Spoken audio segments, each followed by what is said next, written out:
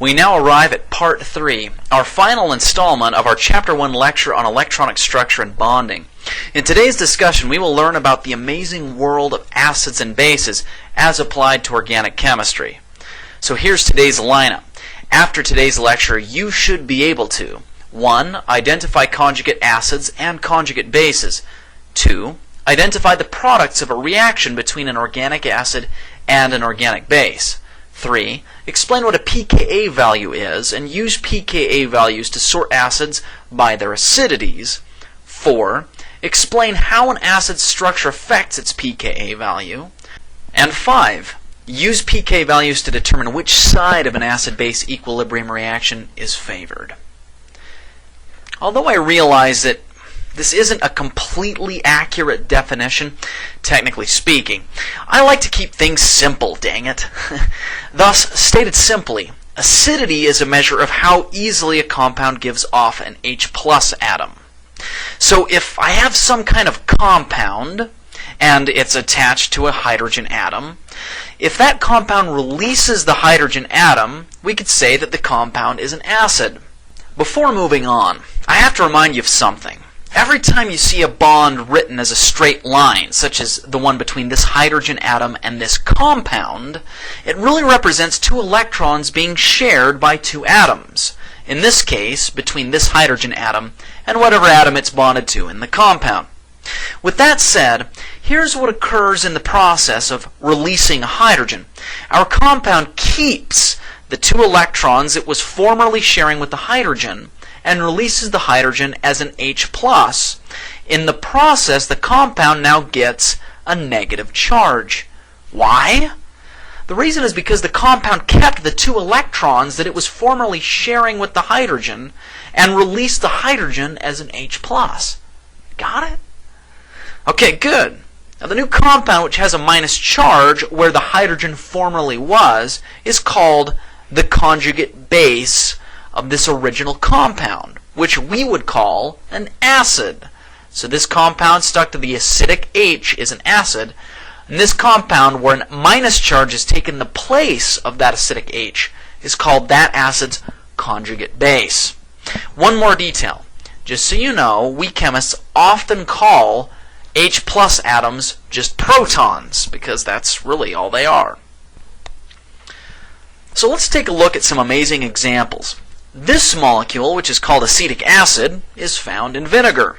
When it loses a proton, the acidic proton being this one right here, it forms this product, which is called acetate.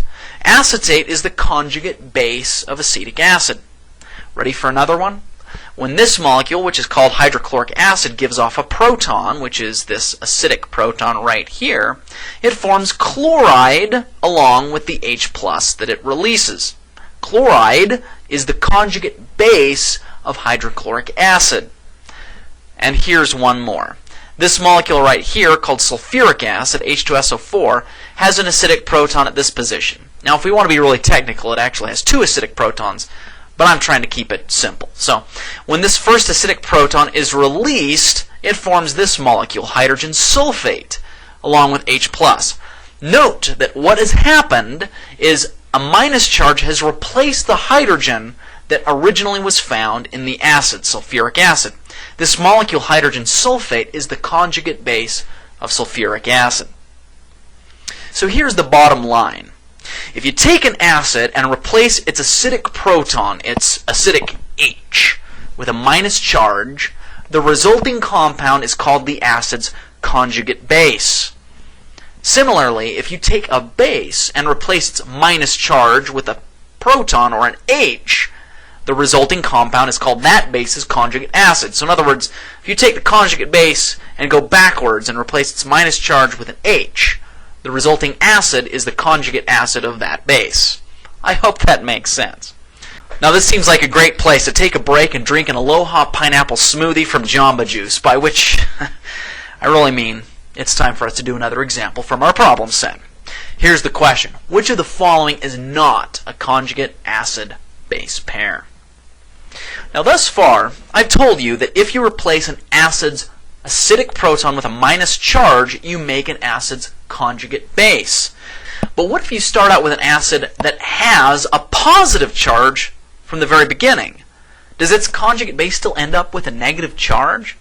Well, if your acid already has a positive charge, then all you do is remove one of its acidic protons, its acidic H, and then you give the compound a neutral charge. The resulting new compound is still that acid's conjugate base. Similarly, I've also told you that if you replace a base's minus charge with an H, then you're going backwards to making its conjugate acid. But what if your base doesn't have a minus charge? What if it starts out being neutral? Well, if your base is neutral, then what you do is you replace one of its lone electron pairs with a proton or an H and give the resulting compound a positive charge. The resulting compound is, of course, the conjugate acid of that base. Now, I realize that everything on this slide might sound pretty dang confusing, so let me illustrate by giving you some examples. Question number 1, what is the conjugate base of H3O+? Question number 2, the conjugate acid of H2O is? Now, in order to properly address these two questions, I'm going to actually show some footage from the doc cam. So in our first lecture question, we are asked to identify the conjugate base of H3O+. What in the world is the conjugate base of H3O+? Well, remember, as I stated earlier, in order to identify the conjugate base of an acid, what we do is we draw the acid, and then we take away an H as well as a plus charge. In other words, we decrease its charge by 1. That gives us H2O. So H2O is indeed the conjugate base of H3O+. In our second example, we're asked to identify the conjugate acid of H2O. So I'm going to write down conjugate acid of H2O. Now remember, in order to determine or identify the conjugate acid of something, what we do is we write down that something, and then we add an H plus to it. If you add an H plus to something, you end up getting this. So H3O plus is the conjugate acid of H2O. Similarly, from our previous example, we can see that H2O is the conjugate base of H3O+. So here's the final bottom line. To draw an acid's conjugate base, just remove one proton from the acid and reduce its charge by 1. To draw a base's conjugate acid, just add one proton to the base and increase its charge by 1. Got it? I hope so. Let's put your knowledge to the test by looking at this question. Which species in this equilibrium reaction act as bases? Now, I got to pause and say, what in the world is this question really asking? Well, what it's doing is it's asking you to identify on the left side and the right side of the equation the acid, the base, the conjugate acid, and the conjugate base. Can we do it? I think so. But I think we'd probably best do this by walking through it on the doc cam.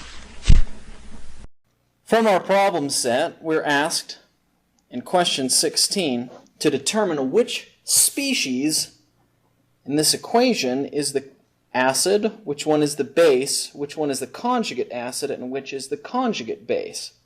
That's not technically what the question says or the way that it's worded. It just asks which species is the base and which one, which species are the bases in this particular reaction. So the way I handle this is I start on the left side of the equation and I try to identify who loses a proton and who gains a proton as we go from left to right. So the guy who loses H plus going left to right is an acid. Okay? The guy who gains H plus is a base. And I hope that makes sense. So let's take a look. We have H2SO4, As we go from left to right, what in the world does H2SO4 become? Well, as we go left to right, you'll notice that H2SO4 becomes HSO4. So going left to right, H2SO4 loses an H+. Because he loses an H+, he is an acid. The resulting molecule over here is his conjugate base. Now, I wrote down that the guy who gains an H+ is a base. Here's HNO3. What happens to him as we go left to right? He starts as HNO3 and we move to the right side of the equation. Now he's H2NO3. So indeed, he did gain an H+. Because he gained an H+, he is a base. And this guy over here is his conjugate acid. I hope that makes sense. Once again, the guy who loses an H+ going left to right is an acid.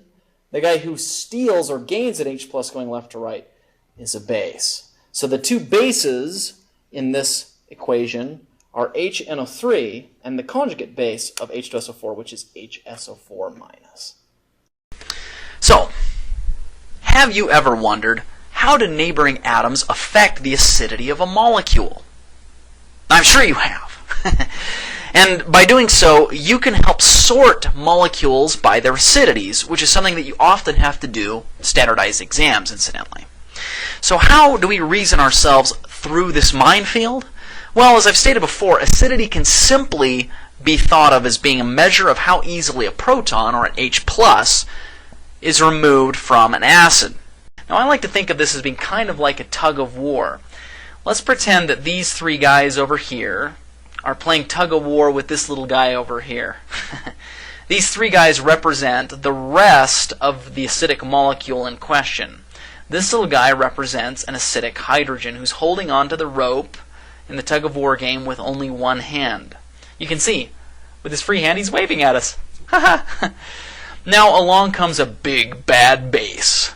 Because these guys in the molecule right here are pulling on the rope away from the hydrogen, I'm indicating that with these little arrows here. The hydrogen's grip on this rope is very loose. That means that this hydrogen is much more acidic. So when this base comes and grabs that hydrogen, it's easily able to make him break his grip on the rest of the molecule. That gives us this. Oh, and all of these other guys over here are very sad because they lost their hydrogen. Now the base walks away with his hydrogen in hand. Now this scenario kind of looks like one that we'd see in a molecule like this, where these three electronegative fluorines are pulling electronegatively electron density away from the rest of the molecule. That makes this hydrogen right here much more exposed and loose in its grip on this oxygen. Hence, this hydrogen's more acidic. This makes it so that a base can easily remove that hydrogen. Does that make sense? You have guys who are pulling electronegatively away from a hydrogen. It makes the hydrogen more acidic. Now let's imagine an alternative scenario in which the rest of the molecule is made up by guys like this. Now do you see what I'm saying? These guys aren't even really trying. They're lazy. Now because they aren't pulling the rope, the hydrogen's grip here on the rope is not going to be loosened as much. Therefore, this base has to work a little bit harder to remove this hydrogen. Hence, this kind of hydrogen is less acidic. Now this kind of scenario is the one that we'd see in a molecule like this, where there are no electronegative withdrawing groups over here. Now, don't get me wrong, this carboxylic acid still is acidic because the resulting electrons will go in here and be resonance stabilized between these two oxygens. But it's definitely not as acidic as the previous example, which has three fluorine atoms that are sucking electron density through the molecule and loosening the hydrogen's grip here. Thus, this hydrogen will be less acidic, and this base will have to work a little bit harder to remove it. So let's apply this to some actual molecules. How do you think the added halogen atoms over here in these carboxylic acids will affect the acidities of these hydrogens that I've circled? Will they decrease them, increase them, compared to this one that has no halogens? And more importantly, can you sort these compounds from least acidic to most acidic? I'm not going to give you the answer, of course, but I want you to see if you can come up with the answer on your own. So this brings us to our next topic, pKa values. Now, what in the world is a pKa value, and why should you care? Well, the reason you should care is because I'm your teacher, and I'm commanding you to do so, of course. But seriously, you need to care. Seriously. Simply put, pKa values are numbers that tell us how acidic something is. Now, if you're one of those deep-thinking math-type people who's interested in a more profound mathematical explanation of what pKa values are, then I invite you to read section 1.17 from our textbook or visit me during my office hours. Here's the bottom line that I want you to know. The lower the pKa, the more acidic the proton in question. As pKa goes down, acidity goes up. Now let's examine that in the context of our previous problem. You noted in our previous problem that as we got atoms over here that were much more electronegative, fluorine being more electronegative than chlorine, being much more electronegative than bromine, being much more electronegative than just hydrogens, we noted that because these more electronegative atoms suck electrons towards themselves, they increase the acidities of the resulting hydrogens. Hence, we would expect the pKa values to decrease going left to right. And indeed, we see that they do. Remember, pKa values, as they go down, that means that the acidity of the proton goes up. So the lowest pKa value on this slide is the one over here on the right, which means that this is the most acidic proton, which should make sense because it is neighbored by a fluorine, which is the most electronegative and hence the most sucky of all of these different options. So once again, remember, lower pKa equals more acidic. Here's a very simple pKa table from our text. In showing you this, I am requiring you, my students, to memorize the pKa values that I've highlighted here in the red boxes. Remember that if you have an oxygen that has at least one hydrogen on it and then some other stuff, that oxygen is positively charged, either here in a protonated alcohol or protonated water, the pKa is going to be less than 0. Contrastingly, a hydrogen that's stuck to this type of oxygen, this is an oxygen that's immediately stuck to a carbon that's double bonded to an oxygen, this is a carboxylic acid hydrogen, has a pKa of around 5. And if I'm just talking about a hydrogen that's stuck to an oxygen that's just stuck to a boring carbon chain, or an oxygen that's just stuck to two hydrogens, as in water or an alcohol, we're talking about a pKa of 15. Now, one thing I have to specify that I don't think I have before is what this R represents. Anytime we talk about R groups in organic chemistry, what we're really saying is just boring old chain of carbons and hydrogens with nothing exciting in them. So once again, I want to emphasize these three things that I put in boxes are the things that I want you guys to be able to memorize their pKa values of. And now for our final topic of the day, where we're going to address the question, in an acid-base equilibrium reaction, how do we know which side of the reaction is favored? Before answering this question, I have to remind you once again, the lower the pKa, the higher the molecule's acidity. Now, if you don't have that, here's a little song. If pKa is low, acidity is mo. Now, it helps if you put the oo at the end, because it really solidifies that in your brain. Now, keeping this fact in mind, you should realize that an acid with a lower pKa will be more acidic and hence more reactive. Here's one more detail you should remember. Excluding any external intervention, equilibrium reactions generally always favor the side of the reaction that gives the more stable / less reactive stuff. So, which side of an acid-base equilibrium reaction is favored? The answer is whichever side has the higher pKa, that is, the less reactive acid on it. In other words, the reaction will shift away from the more reactive acid, that's the one that has the lower pKa, and it will shift toward the less reactive acid, which is the one that has the higher pKa. Let's apply this knowledge to a problem. Question 20 from our problem set says, for the following reaction, which side of the equation is favored? reactants, or products, and why? And here's another question, just for thought. The ammonium ion, whose structure is shown here, has a pK of 9.25. And it has a lower pKa than the methylammonium ion shown here. Which is the stronger base, ammonia or methylamine? And explain. I now leave you with the ultimate question. What is the product formed from the following acid-base reaction? To answer this, you will have to use your knowledge of conjugate acids and bases, as well as use pKa values to determine which side of the reaction is favored in an equilibrium circumstance. Now, I invite you to consult sections 1.18 to 1.20 of our text if needed. So that brings us to the end of today's lecture. I hope that it's been very enjoyable for you. I know that I've had a great time. Please stay tuned as we begin Chapter 2's lecture next week. Until then, have an enjoyable rest of your day.